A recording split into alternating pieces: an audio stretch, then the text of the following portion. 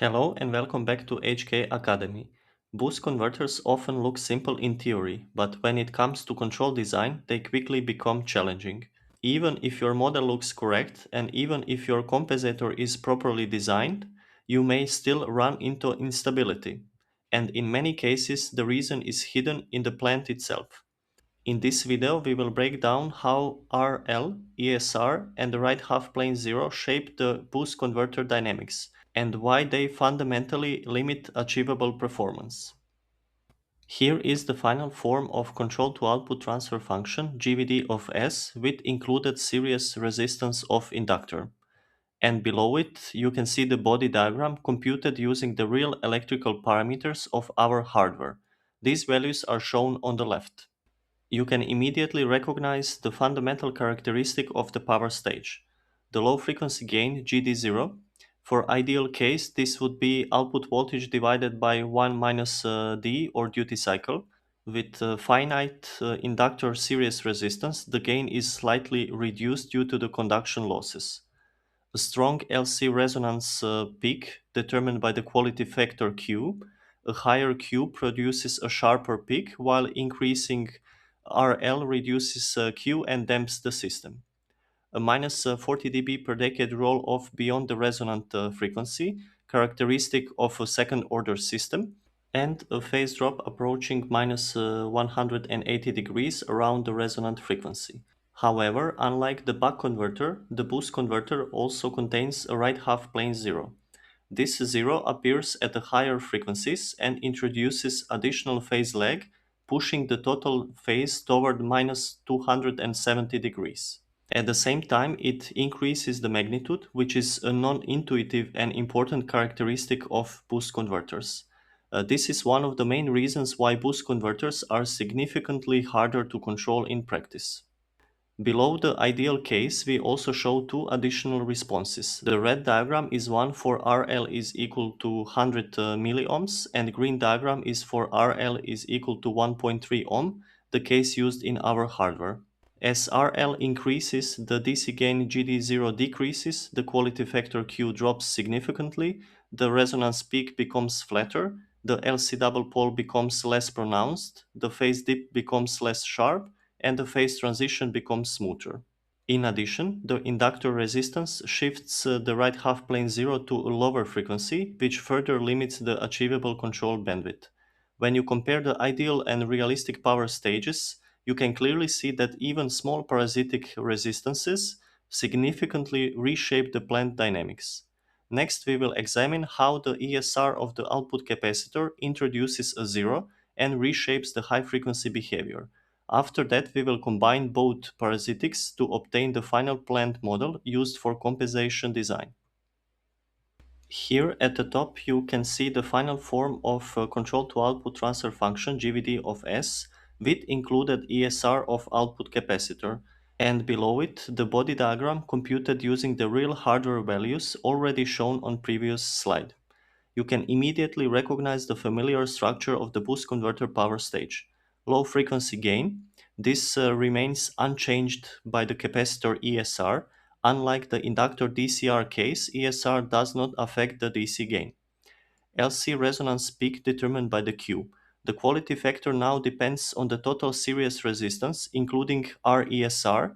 Increasing ESR increases damping, reduces Q, and makes the resonance peak less pronounced. The ESR 0 lifts the magnitude at higher frequencies and introduces a plus 90 degrees phase boost. We can observe also the characteristic minus 40 dB per decade roll off from the LC double pole. This behavior remains until the ESR 0 is reached, after which the slope reduces to minus 20 dB per decade. Without ESR, the phase continues toward minus 270 degrees due to the LC double pole and the right half plane zero. With ESR, the zero introduces positive phase, partially compensating the phase lag and improving stability margins. It is important to note that unlike the inductor DCR, the capacitor ESR does not affect the right half plane zero frequency. It also has only a minor influence on the natural frequency omega zero and a weaker effect on the quality factor compared to the RL. Below the ideal case, we show two additional curves. Red one is with ESR equal to 5 milliohms and the green one is with ESR equal to 50 milliohms. As ESR increases, you can see the ESR 0 moves to a lower frequency, the magnitude begins rising earlier, the phase recovery starts earlier, the LC double pole becomes more damped, the resonance peak is reduced, and the phase dip becomes significantly smaller. All of these effects are summarized in the table. When you compare the ideal power stage with realistic ESR values, you can clearly see how even small parasitic resistances reshape the plant behavior. The ESR 0 will play an important role in compensator design, especially when placing poles and zeros around the LC resonance. Next, we will examine how the inductor DCR and capacitor ESR behave together in the same model, and how they jointly shape the final plant used for control design. Now that we have the full analytical expression for the control to output transfer function, including both the inductor series resistance and the capacitor ESR, we can look at how these parasitics shape the frequency response of our converter. At the top of the slide is the final form of GVD of S, and below it you can see the Bode diagram computed using the real hardware parameters shown in previous slides. Even with both parasitics included, the fundamental power stage structure is still clearly visible. The low frequency gain for our values is about 33.25 decibels, and you can clearly see this plateau on the left side of the magnitude plot. With the real parasitic values, the resonance is strongly damped. Instead of a sharp peak, we see only a small bump of about 1.9 decibels, which reflects the reduced quality factor. After the LC double pole, the magnitude drops with the expected minus 40 dB per decade slope until additional effects start to dominate. The right half plane 0 increases the magnitude but introduces additional phase lag. It pushes the phase further downward and fundamentally limits the achievable control bandwidth. ESR 0 is at approximately 10 megaradians per second. At this frequency, the slope changes from minus 40 dB per decade to minus 20 dB per decade, and the phase begins to recover. This is the effect of the capacitor ESR. The phase drops toward minus 270 degrees due to the combined effect of the LC double pole and the right half plane 0. After the ESR 0, the phase increases and moves back toward minus 180 degrees, as the ESR 0 introduces positive phase boost. So when you compare the ideal plant with the realistic case, including both series resistance of the inductor and ESR, you see a much more damped resonance, a smoother magnitude response, the presence of the right half plane 0 limiting performance, and the ESR 0 reshaping the high frequency behavior.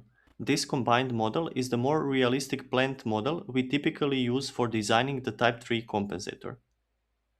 Now that we have included both parasitic components, the inductor resistance RL and the capacitor ESR, we can write the complete small signal transfer functions of the boost converter. Here are the final expressions for the control to output transfer function GVD of S, the line to output transfer function GVG of S, and the output impedance Zout of S. Just like before, all three share the same LC denominator, but now you can see the two important additions in the numerators. The ESR 0, which lifts the magnitude at high frequencies and adds plus 90 degrees of phase. At the same time, the right half plane 0 is still present, and its position is influenced by the inductor resistance, which limits the achievable control bandwidth. The modified damping term, which now depends on the combined effect of the load resistance, the inductor DCR, and the capacitor ESR. This reduces the Q factor and softens the resonance peak. The natural frequency omega 0 is also slightly shifted because both parasitics reduce the effective energy exchange between the inductor and capacitor. The key takeaway is RL lowers the Q factor and damps the resonance, while RESR introduces a zero that boosts magnitude and phase at high frequencies. Together, they produce a plant that is much less ideal and much more realistic, so the final plant is shaped by both beneficial and limiting effects. If you would like to explore these models in detail, you can download my free toolkit on HK Academy. It includes LT-SPICE simulations, Octave scripts, and practical examples that allow you to reproduce everything shown in this video. Link is in the description below. If you are interested in more content like this, including future videos, free resources, and webinars, you can subscribe to the channel or visit HK Academy. Thank you for watching and see you in the next video.